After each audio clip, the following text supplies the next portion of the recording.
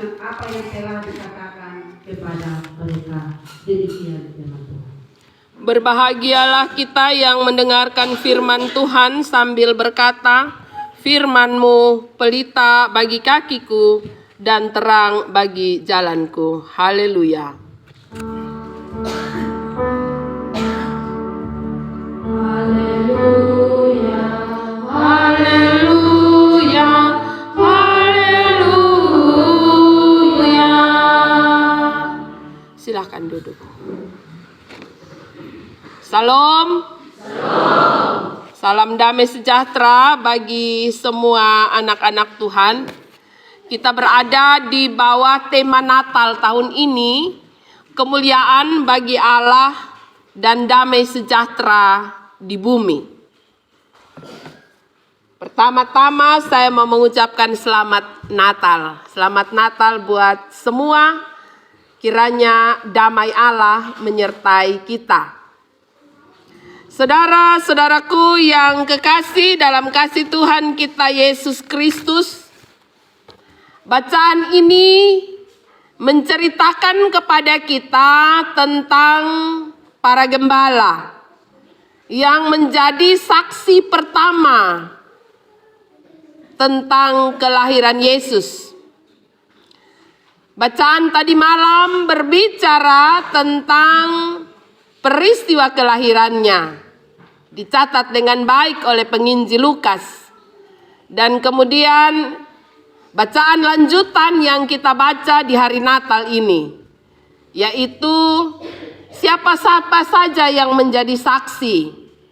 Kalau pada hari kemarin kita menemukan bahwa catatan kelahiran Yesus itu tercatat dalam sejarah manusia, di mana pada saat Yesus terlahir ada peristiwa besar yang terjadi di Yerusalem dan sekitarnya, yaitu pendaftaran penduduk.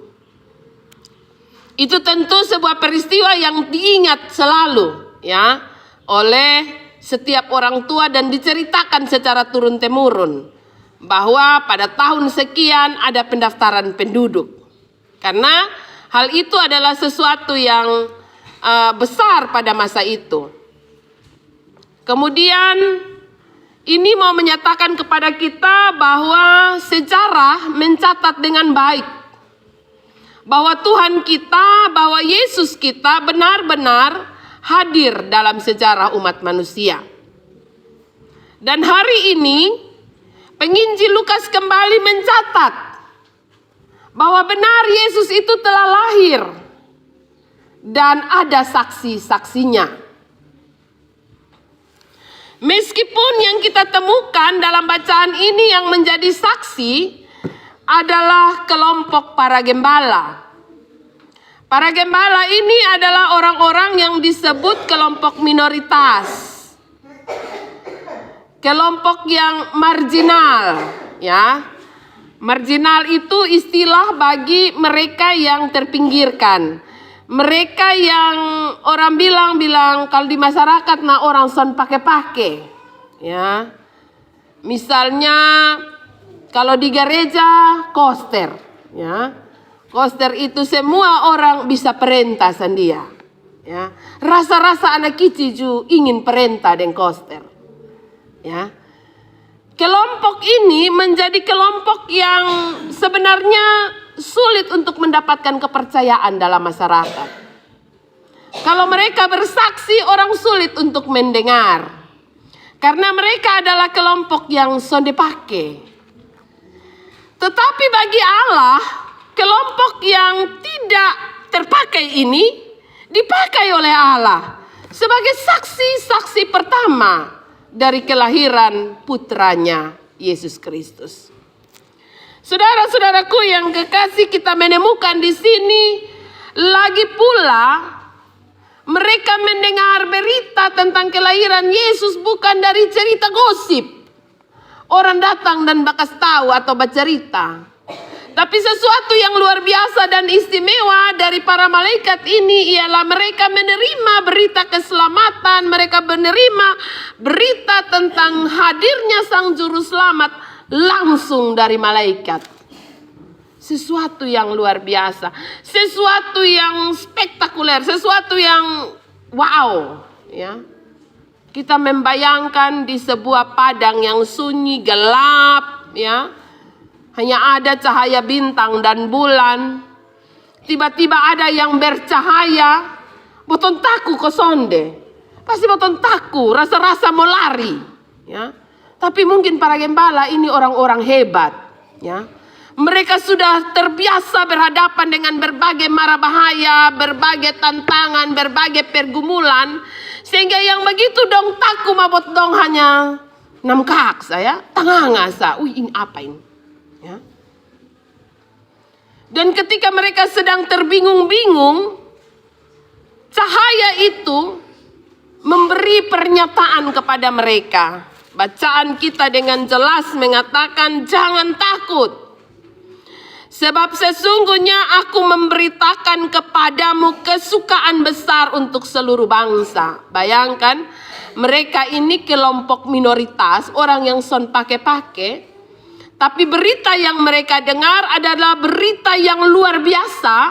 Dan berita itu berguna bagi semua orang, semua bangsa. Hari ini telah lahir bagimu juru selamat, yaitu Kristus Tuhan.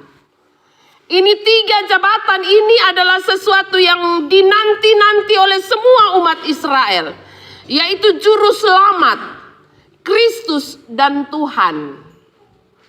Juru selamat ialah orang yang akan menyelamatkan umat manusia, orang yang akan menyelamatkan bangsa itu dari persoalan mereka yang cukup berat. Kristus adalah yang diurapi, ya. Kata Kristus artinya yang diurapi. Yang diurapi itu siapa? Nabi, imam, dan raja. Yang diurapi itu hanya nabi, imam, dan raja. Karena itu ketika malaikat ini mengatakan bahwa hari ini telah lahirmu yang pertama bagimu juru selamat. Berarti seorang superhero, seorang yang hebat, seorang yang akan menyelamatkan umat ini. Seorang yang punya kemampuan luar biasa. Bukan hanya demikian, tapi dia juga adalah Kristus. Seorang yang diurapi oleh Allah. Dia adalah nabi, dia adalah imam, dia adalah raja. Dan yang berikut, yaitu juru selamat, yaitu Kristus, Tuhan. Tuhan sendiri adalah Allah. Berita ini menjadi berita yang luar biasa. Tetapi berita ini menjadi sangat kontras sekali. Ya, berita ini menjadi sangat bertolak belakang sama sekali karena jabatan yang begitu hebat dengan kenyataan pada ayat yang ke-12 dia bilang dan inilah dia punya tanda. Bosong akan pergi dan Bosong akan berjumpa dengan seorang bayi yang dibungkus dengan lampin dan terbaring di dalam palungan. Meskipun dia tidak menyatakan di sini bahwa bayi itu ada di kandang, tapi dia berikan dia punya tanda, ciri bahwa bayi itu ada dibungkus dengan lampin dan terbaring di palungan. Kata palungan ini memberi tanda kepada para gembala yang sangat mengenal. Ya, para gembala sangat kenal palungan. Karena itu dia dong hari-hari hidup dengan itu barang. Dong hari-hari hidup dengan ini kain lampin, ya. Karena itu mereka tahu, kemana mereka akan mengarahkan kaki mereka. Ya. Saudara-saudaraku yang kekasih dalam kasih Tuhan kita Yesus Kristus, selanjutnya para malaikat menampilkan sebuah paduan suara yang luar biasa. Menyanyi bagi Tuhan dan menyatakan kemuliaan Allah. Tema Natal kita kemuliaan bagi Allah dan damai sejahtera di bumi. Tema Natal ini mau mengatakan kepada saya dan saudara bahwa kemuliaan bagi Allah itu di tempat yang maha tinggi. Sulit untuk dijangkau oleh manusia. Tetapi damai sejahtera di bumi menjadi tanggung jawab bersama saya dan saudara sebagai umat pilihan Allah. Kita adalah seperti para gembala yang mendapatkan kabar sukacita Natal ini. Dan saya dan saudara punya tanggung jawab bersama untuk menyatakan damai sejahtera di bumi. Kita jangan tunggu kemuliaan Allah di sorga, di tempat yang maha tinggi. Karena untuk menjangkau kemuliaan Allah di tempat yang maha tinggi, kita pi sorga dulu. Baru kita dapat merasakan dan menikmati kemuliaan Allah di tempat yang maha tinggi. Tetapi damai sejahtera di bumi ialah sebuah kesempatan bagi saya dan saudara untuk menyatakan suasana sorga di bumi. Sorga di dalam rumah, sorga di dalam gereja. Jangan sampai anak-anak di dalam rumah merasakan seperti neraka. Bapak-bapak pemalas pulang rumah, lebih enak di kebun. Karena kalau pulang rumah sama seperti masuk neraka. Anak-anak lebih pi bermain di kawan perumah daripada pulang pi rumah sama kayak ada di dalam neraka. Saudara-saudaraku yang kekasih, berita Natal mau menyatakan kepada saya dan saudara, agar dalam kehidupan kita, ketika sama seperti para gembala yang mendapatkan berita dari para malaikat, mereka langsung bergegas menuju ke Bethlehem. Karena disampaikan oleh para malaikat itu bahwa hari ini telah lahir bagimu juru selamat, yaitu Kristus Tuhan di kota Daud. Kota Daud ini menunjuk kepada Bethlehem. Dan palungan memberikan isyarat kepada mereka bahwa di Bethlehem ada kandang, di mana di sana ada palungan. Karena itu mereka bergegas untuk menuju Bethlehem dan mereka ingin menyaksikan bayi yang disebut sebagai juru selamat, yang disebut sebagai Kristus. Dan Alkitab mencatat bahwa mereka mengalami sukacita, mereka mengalami damai sejahtera di bumi. Karena itu berita Natal mestinya memberikan damai sejahtera di dalam hati kita. Berita Natal membuat saya dan saudara merasa damai sejahtera dengan diri kita sendiri. Kemudian ketika kita masuk dalam rumah kita, dalam keluarga kita, ketika kita ada dalam bergereja, hidup bersama sebagai orang yang bergereja, mestinya ada damai sejahtera. Damai sejahtera di bumi. Kita menciptakan suasana sorga, suasana Natal setiap hari di dalam kehidupan kita. Pujian tadi mengatakan bahwa seperti palungan. Saya dan saudara, hati kita seperti palungan. Meskipun kehidupan kita sekotor palungan, tempat makan binatang, sesuatu yang tidak layak, tapi Yesus mau hadir di sana. Yesus mau lahir dan mau ditempatkan di dalam hati kita, di dalam palungan yang kotor itu. Seperti lampin yang tidak pakai-pakai. Ya. Saya dan saudara mungkin memiliki kehidupan yang orang bilang son pakai-pakai. Tapi hari ini kita belajar bahwa para gembala yang merupakan orang-orang dari kelompok yang tidak pakai-pakai, Tuhan pakai. Tuhan bisa pakai untuk menyatakan kabar kesukaan kepada dunia. Yang sampai hari ini kita dengar. Karena itu tidak ada yang terlalu terhina yang tidak bisa dipakai oleh Tuhan. Tidak ada yang terlalu berdosa yang tidak bisa menjadi tempat Yesus dibaringkan. Bayi Natal itu pasti datang dalam kehidupan kita. Tapi yang menjadi persoalan, maukah kita menerima dia dalam kehidupan kita atau tidak? Ketika kita mau menerima dia dalam kehidupan kita, maka jadikanlah damai sejahtera di bumi melalui kehidupan kita. Karena sang bayi Natal itu ada di dalam diri kita.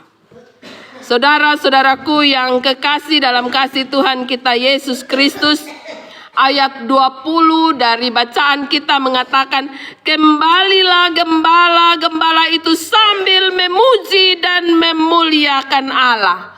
Orang yang biasa memuji, menyanyi-menyanyi itu orang yang pun hati karmana. Senang kok, sedih. Senang. Ya.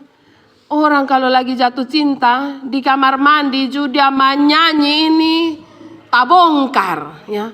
Senang. hatinya lagi senang, maka pasti dia menyanyi. Orang kalau lagi senang, biar bangun tidur dia belum gosok gigi, pasti dia langsung menyanyi. Fluid dia menyanyi. Karena hatinya senang. Itulah yang disebut damai sejahtera. Ya. Jangan berpikir bahwa botong kalau sudah minum habis dulu baru botong senang, sonde. Damai sejahtera itu ada di dalam hati kita, ada di dalam diri kita, karena kita memiliki ketenangan hidup dengan Kristus.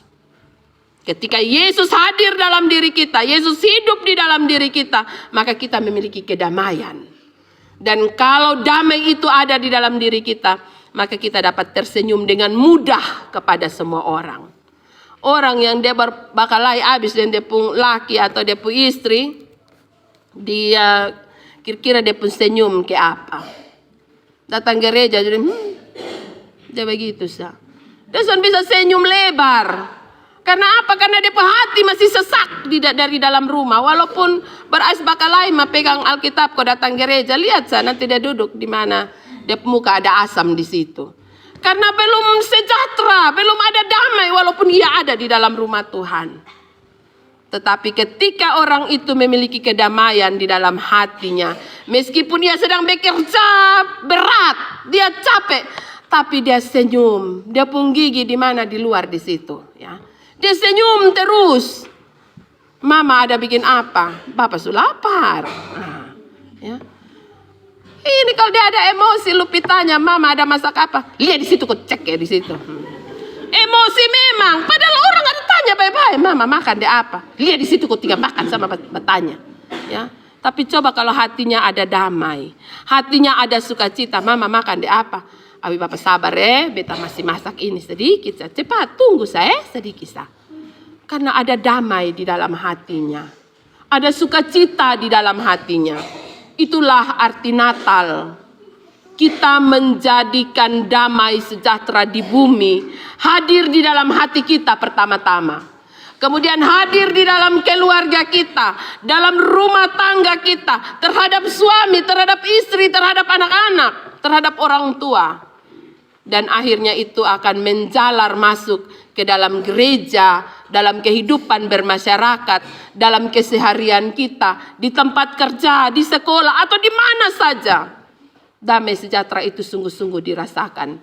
Dan kemuliaan Allah di tempat yang maha tinggi menjadi bagian dari damai sejahtera yang kita adakan di bumi.